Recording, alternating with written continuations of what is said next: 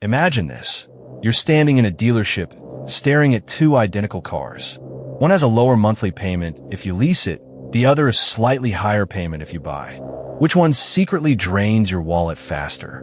Most people fixate solely on that monthly payment, but that's precisely where the car industry wants your focus. The real cost of a car goes far beyond that single number, encompassing depreciation, interest, and what you're left with when the term ends. Understanding these hidden dynamics is the key to saving potentially tens of thousands of dollars over your driving lifetime. We're going to break down the actual math that salespeople hope you never do, starting with how a lease actually works under the hood. When you lease a car, you're essentially renting it for a fixed period, typically 3 to 4 years. You don't own the vehicle, the leasing company does. Your monthly payment covers the car's depreciation during your lease term, plus interest called the money factor, taxes, and fees. For example, if a $35,000 car is projected to be worth $20,000 after 3 years, your lease payments will cover that $15,000 depreciation, plus all the additional charges. You're paying for the privilege of driving a new car during its highest depreciation period. At the end of the lease, you usually return the car, having built no equity. But what if you drive more miles than allowed, or ding a bumper? That's when the real surprises hit, as we'll see next. Leasing comes with a strict set of rules that can quickly turn your low monthly payment into a financial headache. The most common restrictions are mileage limits, usually 7,500 to 15,000 miles per year. Exceeding this can cost you 10 cents to 35 cents per mile. Imagine driving 5,000 extra miles over a 3-year lease. That's an unexpected $750 to $1,500 bill at turn-in. Then there are wear and tear charges. Every scratch, ding, or stained interior that's deemed excessive will be charged. This means you're constantly stressed about minor damage. While these rules seem clear, their interpretation can be subjective, often favoring the leasing company. So, how does this compare to the freedom of owning? When you buy a car, you take out a loan, and as you make payments, you build equity. The car is yours. You can drive unlimited miles, customize it, and you're not penalized for normal wear and tear. Your monthly payment covers the principal and interest of the loan. For instance, if you buy a $35,000 car with a $5,000 down payment and a 5-year loan at 7.5% interest, your payment might be around $603 a month. After 5 years, the car is entirely yours, even if it's depreciated to $15,000. That $15,000 is an asset you own, not a liability. This ownership provides flexibility, but also means taking on the full burden of depreciation. Let's look at a common myth about buying that can mislead many beginners. A common myth perpetuated by leasing advocates is that buying means forever payments because you'll always want a new car every few years. This simply isn't true for financially savvy individuals. While a lease car always requires a new payment at the end of the term, a purchase car, once paid off, provides years of payment-free driving. Imagine paying off that $35,000 car after 5 years. For the next 5 to 10 years, you have no car payment, freeing up that $579 per month for savings, investments, or other goals. This payment-free period is a massive financial advantage that leasing completely eliminates. It's the silent wealth builder that leasing can never offer. But let's get into the actual numbers with a side-by-side comparison. Let's crunch some numbers for a hypothetical $35,000 car over 3 years.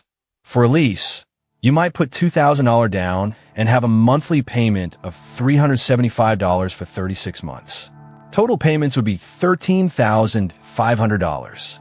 Add the down payment, and your total cash out is $15,500. At the end, you have no car, and let's say you incurred $500 in excess wear and tear charges and $300 in disposition fees. Your total cost for driving that car for 3 years is $16,300. You walk away with nothing but memories. This looks cheaper up front, but what happens when you need another car?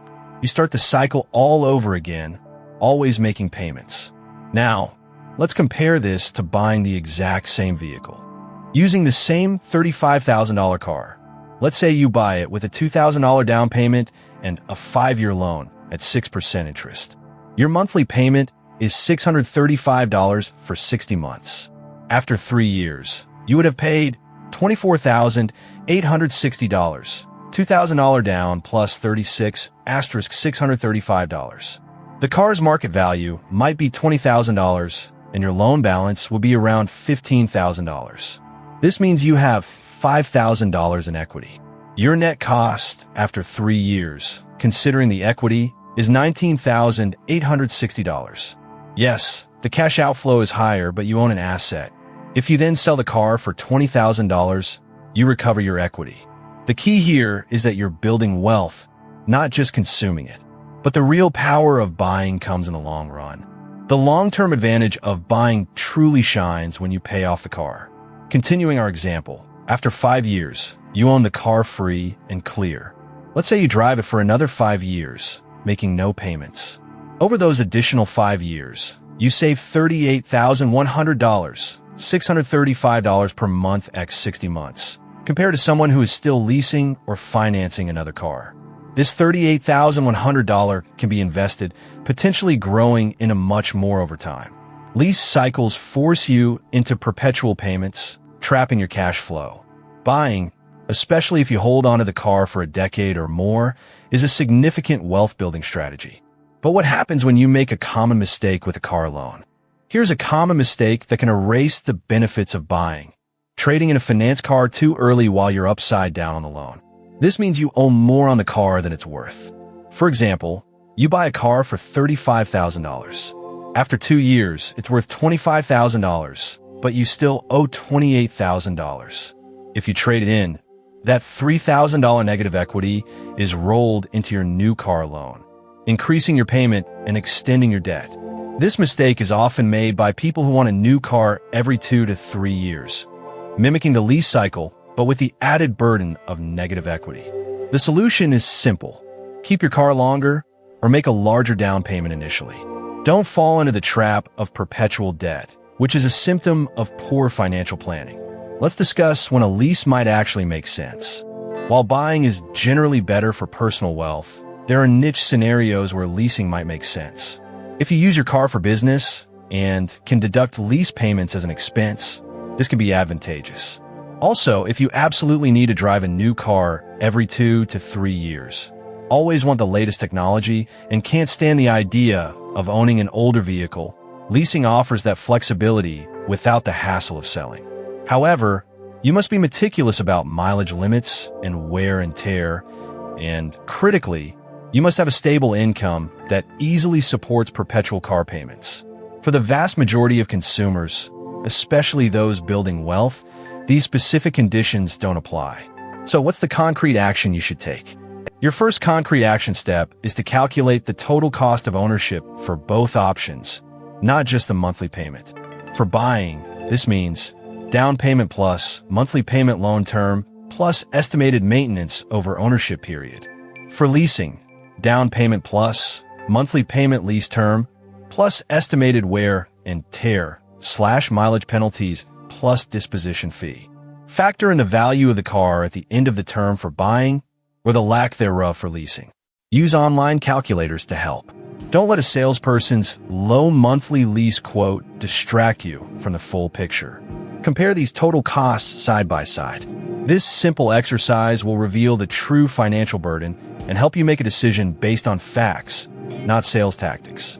But there's one more crucial factor to consider. The second action step is to align your car decision with your personal financial goals. Are you trying to save for a down payment on a house? Pay off debt? Build an investment portfolio? If so, the payment-free period of owning a car outright will free up significant cash flow, accelerating your other goals. If you choose to lease, understand that you're opting for convenience and novelty at a premium, perpetually dedicating a portion of your income to a depreciating asset with no equity. There's no right or wrong answer for everyone, but there is a financially smarter choice for most. Your car should serve your financial strategy, not dictate it. So what's the single most important takeaway from all of this?